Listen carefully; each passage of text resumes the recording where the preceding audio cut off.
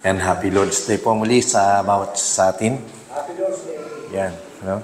At sa araw na ito ay ating muling i-discuss yung second, yung Article 2 ng Belgic Confession. So last week ay tinalakay po natin yung unang bahagi ng confession. At ito ho ay tinalakay natin doon yung creation as the first book. Ano po? So, yung tanong, balikan po natin yung confession. Ano po? Sabi dito, yung article number 2, the means by which we know God. So, we know God by two means. First, by the creation, preservation, and government of the universe. Since the universe is before our eyes like a beautiful book in which all creatures, great and small, are lettered to make us ponder the invisible things of God. God who is eternal, God's eternal power and divinity, as the Apostle Paul says in Romans chapter 1, verse 20. All these things are enough to convict humans and to leave them without excuse. The second, God makes Himself known to us more clearly by His holy and divine word, as much as we need in this life for God's glory and for our salvation. So sa dalawang article hong ito sa isang article na ito ay nakita ho natin yung sinasabi o tinatawag na eloquent books. No? So sabi ni Calvin na eloquent books. Ibig sabihin, ang matawag na natin na ito ay talagang maganda at kahanga-hangang mga aklat. Doon sa unang bahagi ng ating pagtalakay ay tinalakay natin yung creation at nakita ho natin na yung first book ay yung creation, kung paano ito pinreserve at kung paano ito pinamamahalaan ng Diyos. At sa ating nakita na yung creation ng Diyos ay talagang iti kanyang sinusustain, kanyang pinoprovide ang lahat ng pangangailangan ng kanyang creatures, na kanyang creation. And ipinakita rin dito sa atin na itong kanyang creation ay nagpapakita na ang Diyos, mayroon talagang divine being na lumikha at patuloy na nagsusustain sa pangangailangan ng kanyang mga nilikha. And sabi rito, yung ginogovern din niya, isang pinamamahalaan din niya itong kanyang mga creation. At nakita ho natin na yung pagbagsak, yung pagiging matagumpay ng isang bansa ay nakasalalay sa Diyos na lumikha ng lahat ng bagay. So, kaya lamang ang tinatawag nating general revelation ay hindi sapat upang malaman natin kung paano tayo magkakaroon ng kaligtasan. So, yun yung limitasyon ng itong general revelation. So, kaya po, para malaman natin at kung paano naliligtas tayo o paano natin tayo magkakaroon ng kaligtasan, ay kinakailangan natin yung tinatawag na special revelation. At ito yung kanyang mga salita. So, tatalakayin po natin ngayon ang special revelation na kabiyak na bahagi ng general revelation. So, dito ay makikita natin yung tatlong mahalagang bagay o apat na mahalagang bagay patungkol sa special revelation, which is yung tinatawag niya yung necessity o yung kahalagahan, perpetuity, yung pagiging klaro nito, and sufficiency. Yung pagiging sapat ng salita ng Diyos, and same time, yung purpose nito for God's glory and for man's salvation. So, revelation as the written word of God, the Bible is special revelation given to God's elect. So ito pong ating pinag-aaralan muli ay galing po pa rin po kay Daniel Hyde na po. So sa kanya pa ring series doon sa Belgic Confession of Faith.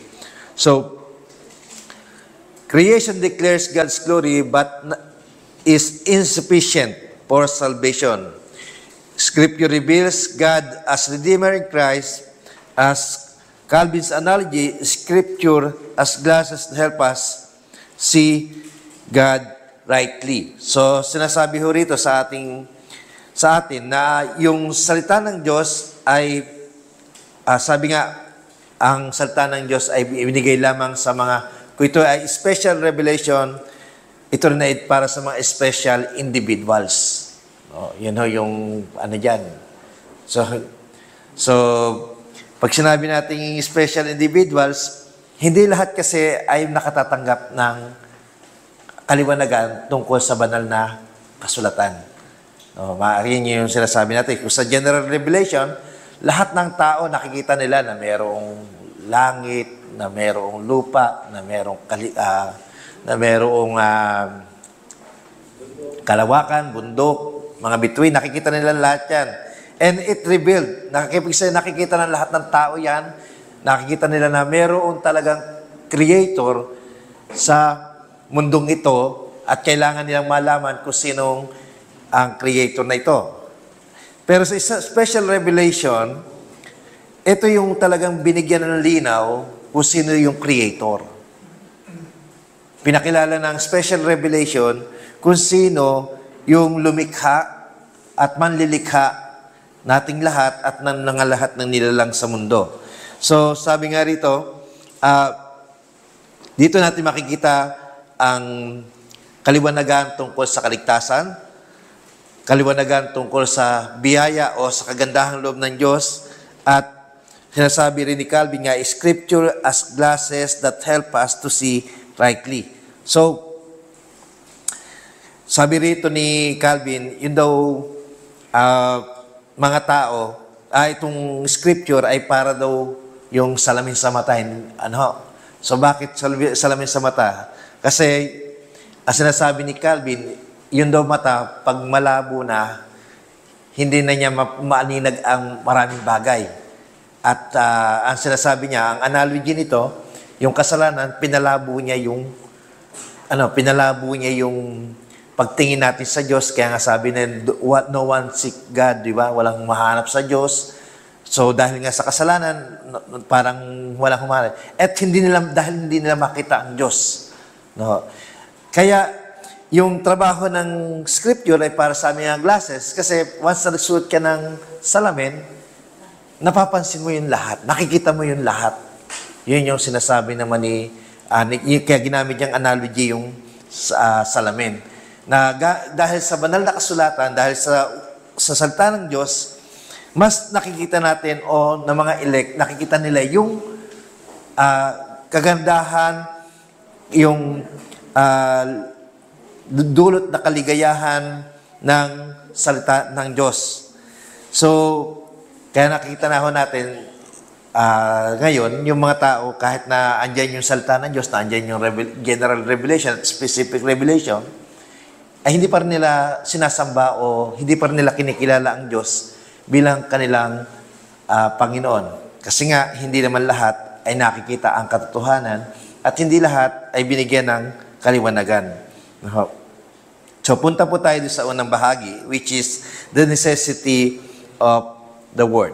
In Psalms chapter 19, so, doon po sa verse 1 to 6, testifies to God's existence. So, ito yung creation. No? Basahin po natin, maganda po basahin natin. Psalm chapter 19, punta po tayo sa ating mga Bible.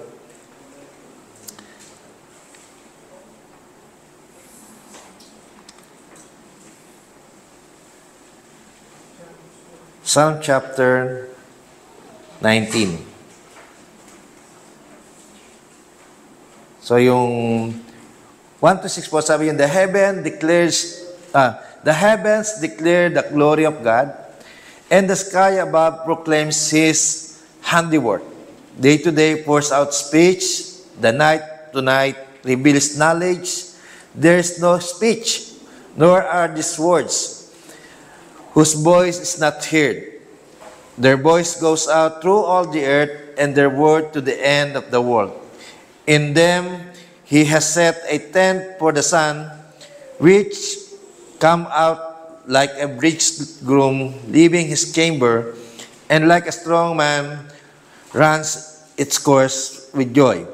Its rising is the end of the heaven, and its fruit to the end of them, and there is nothing hidden from its seat. So, sabi nga ho, yung 1 to 6, dinideclare nila, yung creation, dinideclare nila yung glory ng God sa pamamagitan ng kanyang mga nilikha.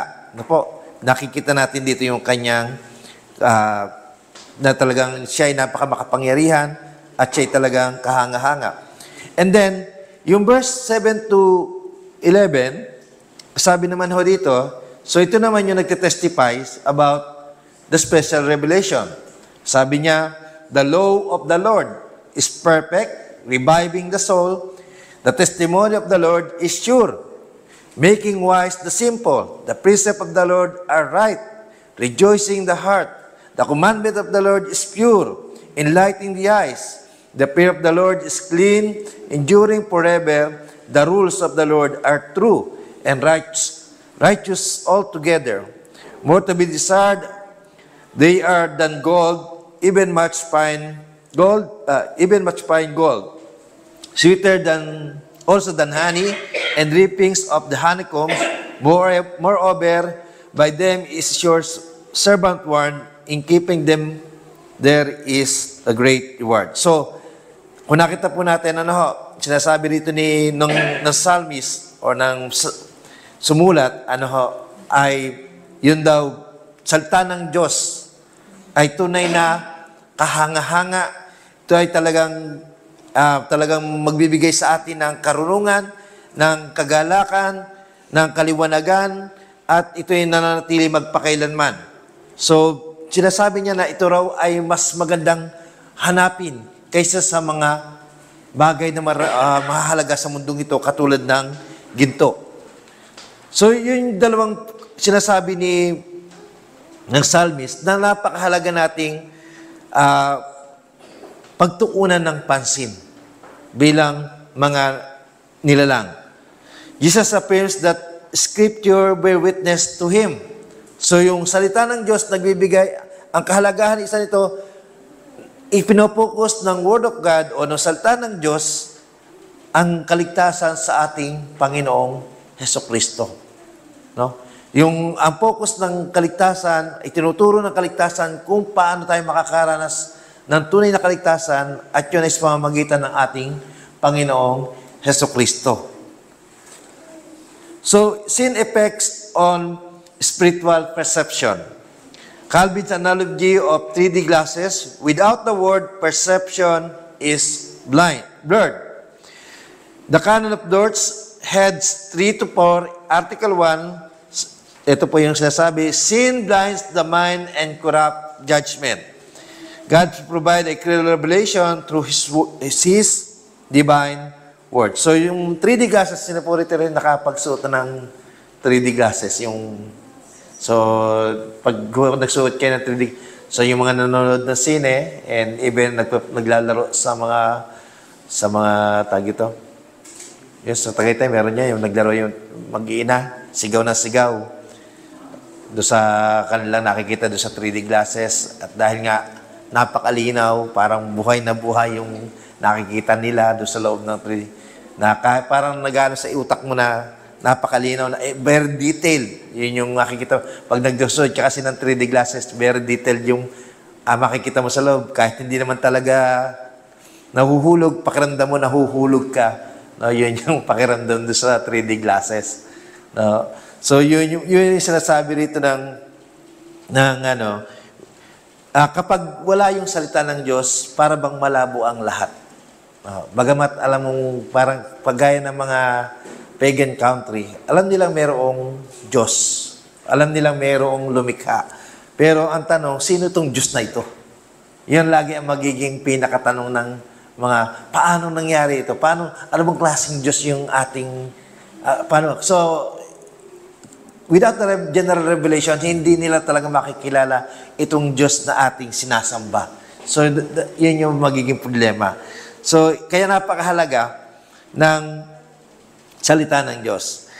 At tayo naman sa canon of dirt, yung kasalanan kasi, kahit na gusto ng tao na makilala ang Diyos, dahil ang tao ay corrupt, ang tao ay, yung kanyang judgment ay, sabihin natin bulag at hindi niya talaga nakikita yung kahalagahan ng Diyos, no? So later on, wala siyang tamang pagkaunawa sa Diyos. At kailanman hindi niya bibigyan ng atensyon ng Diyos sa buhay niya kasi nga bulag siya sa katotohanan. So eto makikita natin dito na ang ating Panginoong Diyos ay nagbigay ng mas clear revelation sa pamamagitan ng kanyang mga salita. So, yun yung kahalagahan nito. Dahil sa special, kung ang creation, pinakikilala niya ang Diyos, ang divine word o yung kanyang salita ay nagbibigay na ng malinaw na perspective, malinaw na pagpapakilala sa tunay na Diyos. So, the clarity or the perspicuity of the word. So, the second thing na mahalaga o makikita natin dito sa scripture or sa special revelation ay yung tinatawag na perspicuity o yung pagiging klaro, pagiging malinaw. So, the word reveals God's clearly. Doon po muli sa Psalms chapter 1, 19 verse 1 to 6, creation calls Him God. Ibig sabihin, yung creation, pinakikilala niya ang Diyos. And then, dito sa Psalm chapter 19, verse 7 to 14, Scripture reveals Him as Lord, our covenant God, our rock, and our Redeemer. So dito, mas malalim na yung pagpapakilala talaga sa Panginoon. Now, so, Scripture made God fully known as in a creation, in a way creation cannot. Ibig sabihin, ang salita ng Diyos talagang nagbibigay ng malinaw na paliwanag kung paano ba nalikha ang tao, kung paano ang Diyos ay namumuhi sa kasalanan, kung paano ang Diyos ay ililigtas ang kanyang mga hinirang. So, yun yung sinasabi rito. Na malinaw, ang Biblia, sinasabi niya kung ano ba yung biyaya. Kaya pagka makikita nyo ngayon, may mga tao na hindi nila maunawaan hanggang ngayon ang Diyos sa buhay nila. And namumuhi sila sa Diyos, tinatalikuran nila ang Diyos dahil hindi nga nila nakikita ng malinaw. And ito yung isang malaking problema ng ilang mga sekta. So, halimbawa, kagaya ng Roman Catholic, naniniwala sila na ang Diyos ay magliligtas pero kailangan nilang gumawa para naman sila ay, so there is addition. And doon naman sa mga Anabaptist ay kailangan din ng sa kanila yung mga new prophecy which is hindi na katanggap-tanggap. Ibig sabihin, sa bagay ngayon, talaga namang sagana pa rin ang mga, nagdagsa pa rin yung mga sabi nila, ang mga false prophets sa panahon natin. Napakarami pa rin nila. And nagagawa sila ng mga bagong revelation na ito ang sabi ng Diyos, ito ang gagawin ng Diyos. So, which is wala naman sinasabi ang scripture. So, kaya maraming naliligaw pa rin. Christ as the eternal word. In John chapter 1, verse 1 and 14, Jesus is the word make flesh. In Revelation chapter 19, verse 13, Jesus is the word of God. In John chapter 5, verse 39, Scripture bears witness to Christ. And in 2 Corinthians chapter 1, verse 20, Christ fulfill or the promises. So, tingnan niyo po, dito sinasabi na ang ating Panginoon ang siyang ang eternal word. Ibig sabihin, siya yung salitang sinasabi sa Bible.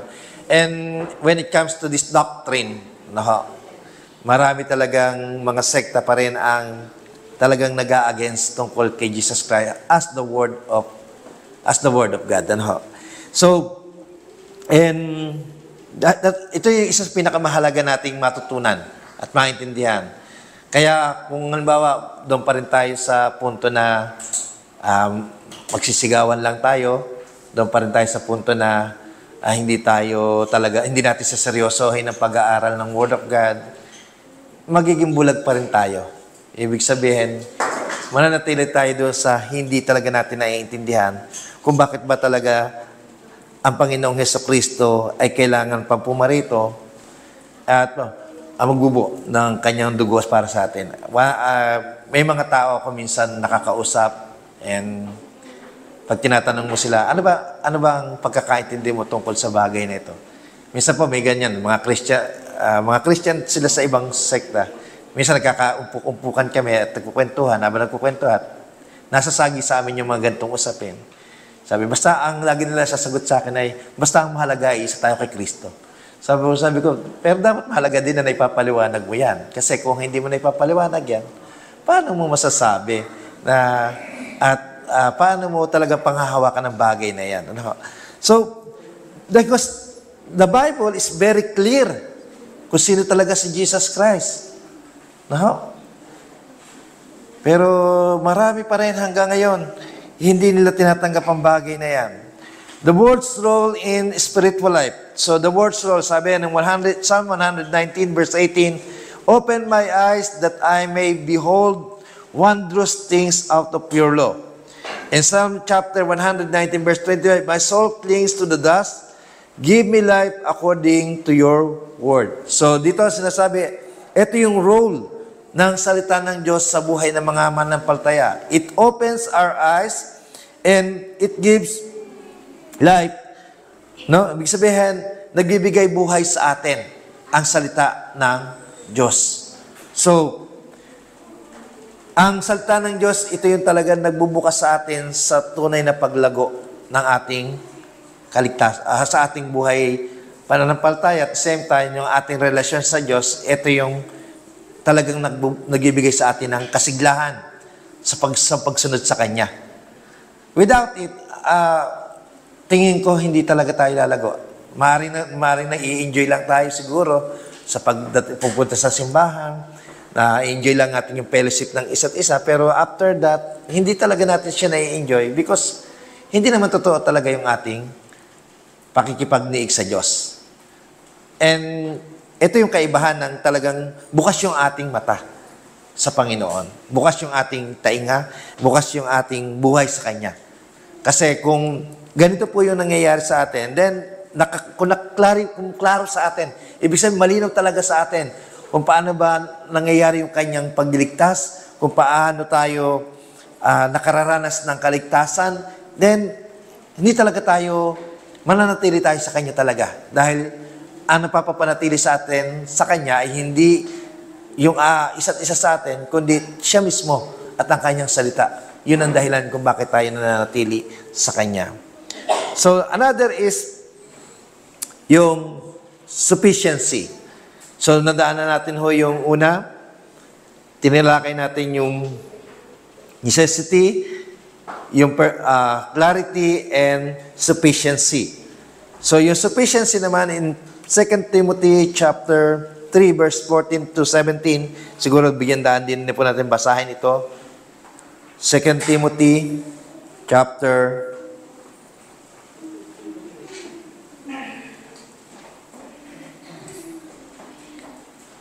3:14 to 17.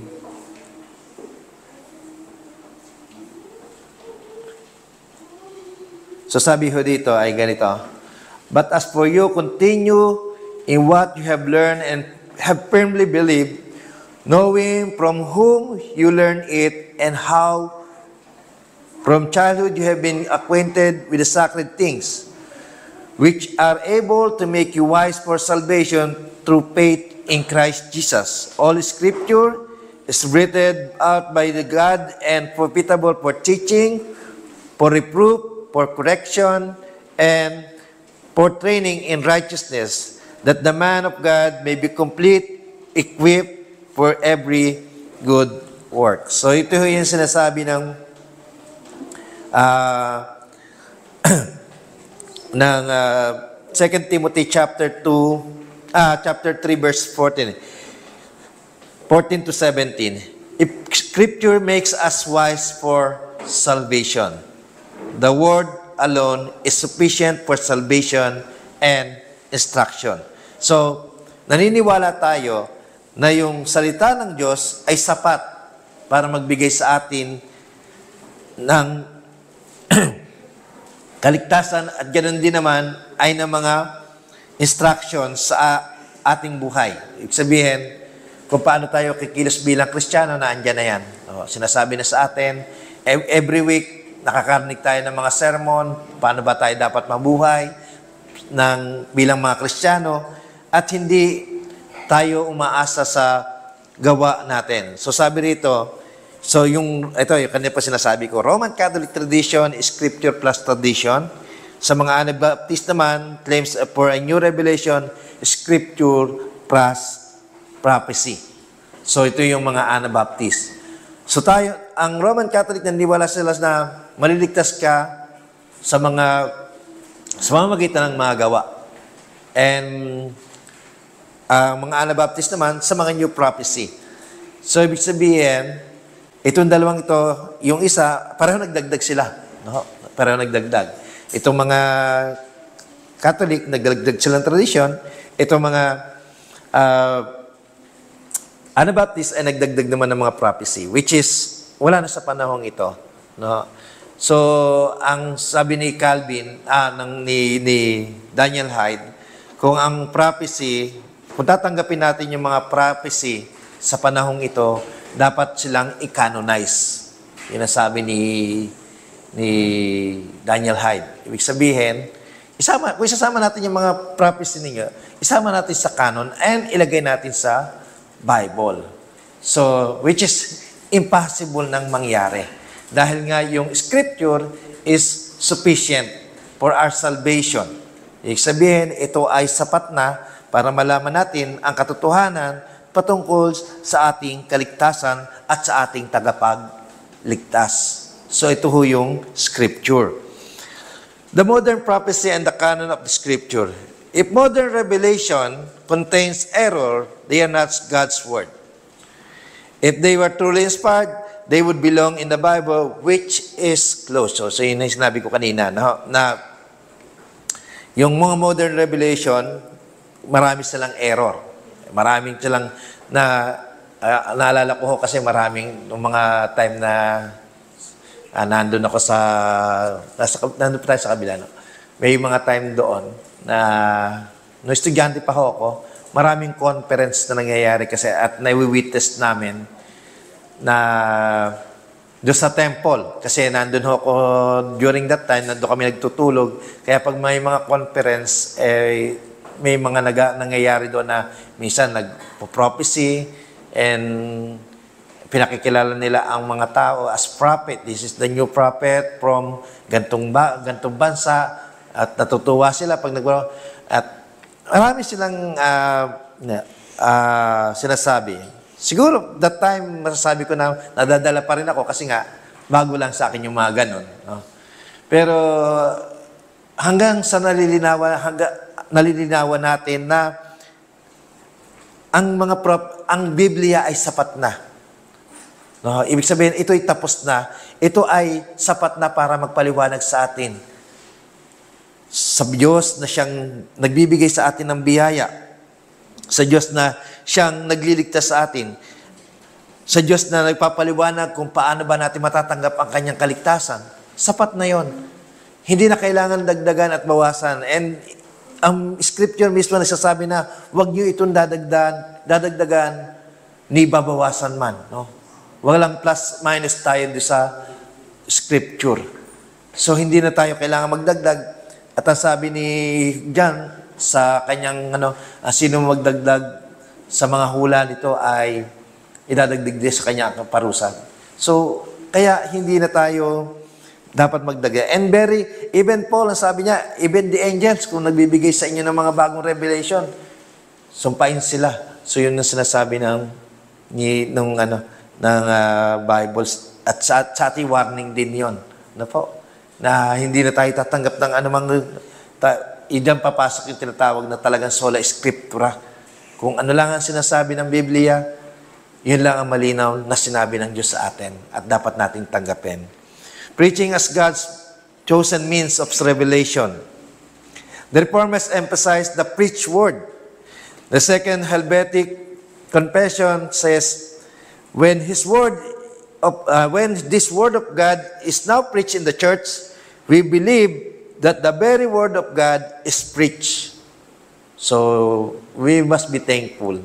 No? Kasi dumating tayo sa punto na ang pinipreach lang sa ating church ay yung the very pure word of God.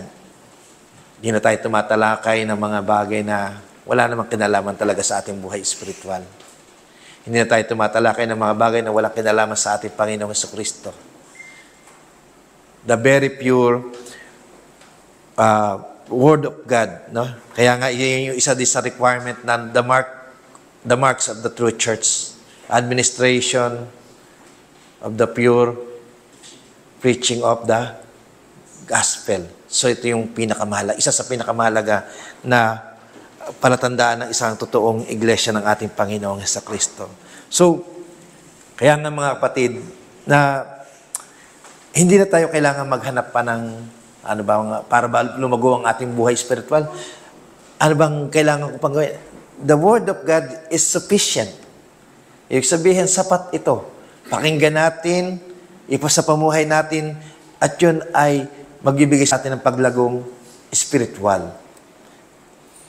To His glory and to our salvation. Yun po yung huling bahagi ng Article 2. Sabi, the purpose of Scripture is number one, redemption. In Romans chapter 1:20, creation leaves unbelievers without excuse. Creation knowledge of God condemns but does not save. So, ibig sabihin, maaaring ang creation, napapaalala sa iyo na may Diyos, pero hindi kanya, kumbaga, babagabagin, hindi siya magbibigay sa iyo ng kahit anumang, ibig sabihin, nag-iiwan lang ito sa atin ng paalaala na may Diyos. Pero not necessarily, hindi ito nagtuturo sa atin kung paano tayo maliligtas. The law reveals sin, the gospel offers salvation. So yung Word of God, ito yung totoong nag-o-offer sa atin ng totoong kaligtasan. Dito natin nasusumpungan, nakikilala ang ating tagapagligtas. The limits of Scripture revelation. The Belgic Confession says, God reveals only what is necessary for His glory and our salvation. So the doctrine of the Trinity, so this is an example. So sinasabi dito, it revealed in the Scripture, but beyond full human comprehension. So, yung ating Scripture, meron din siyang limits na hindi talaga makukomprehend ng ating mga utak. Ibig sabihin, pwede nating makilala ang Diyos, pero hindi natin kayang arukin yung kaisipan din ng Diyos. May mga limitasyon din ang ating isipan na talagang mahirap intindihin, pero andun na ang katotohanan. Na minsan, until now, pag nag-iisip, parang nangyaring isang Diyos na may 3 persona, that is parang ang lalim isipin na, paano nangyari yun? Di ba? 1 plus 1 plus 1 is 3. Pero sa atin, 1 plus 1 plus 1 is 1. So parang, ang hirap mong isipin. Pero the Bible itself really reveals, no? Ibig sabihin, ganun yung pinaliwanag ng Diyos ang kanyang sarili.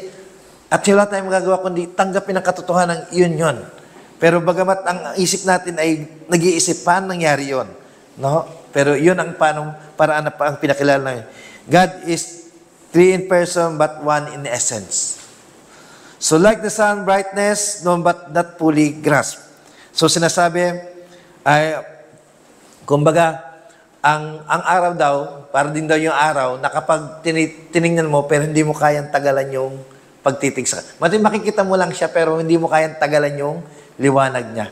Ibig sabihin, sinabi ni Calvin na, ang sinasabi ni Calvin, makikita mo yung liwanag niya. Pero yung sobrang lalim ng kung paanong ang Diyos, kasi meron siyang tinatawag na incommunicable. May mga attributes siya na talagang hindi na natin masyadong maaarok ng ating isipan. So, yun yung limit doon. No? Pero ang sinasabi rito, yung Scripture reveals how God's glory and our salvation. Kung paano tayo maliligtas. So, napaka-hiwaga, makapangyarihan ng kanyang mga salita at ipinakikita sa atin ng Scripture kung paano tayo din dapat mamuhay. The Word teaches obedience through the Ten Commandments. It provides the pattern for prayer and Lord's Prayer. It offers the form of sound of words to study and meditate upon. So dito, tinuturo din sa atin ng Scriptures kung paano tayo susunod sa Kanya, kung paano tayo dapat manalangin, at kung paano tayo dapat mamuhay bilang mga Kristiyano. So, mga kapatid, ang Word of God, kung tutusin natin itong pag-aaral natin is very, hindi pa ito yung full grasp kapag pinag-aralan talaga natin. Hindi natin mag-grasp pa ng... So, ang kagandahan lang sa atin ay patuloy natin pinag-aaralan yan. Patuloy nating binibigyan ng atensyon ang bawat detalye at patuloy tayong tinitingnan ang kabuuan ng kanyang mga salita. So, sa atin, bilang mga mananampalataya, napakahalaga na naintindihan natin. The Word of God is necessary, clear, and sufficient for our salvation. Let us treasure, study, and proclaim it. Sa ating mga buhay, bilang mga mananampalataya, mapalad tayo. Ano po?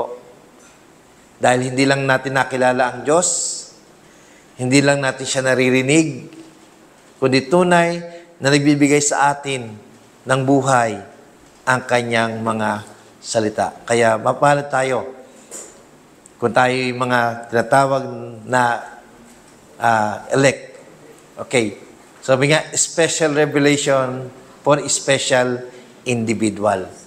So, magpasalamat tayo sa Panginoon dahil patuloy natin siya naririnig at patuloy na nangungusap ang ating Panginoon sa bawat linggo ng ating pagsamba. Tayo po ay manalangin. Salamat po sa inyo, Panginoon, sapagkat ang salita mo ay tunay na nagpapahayag kung sino ka.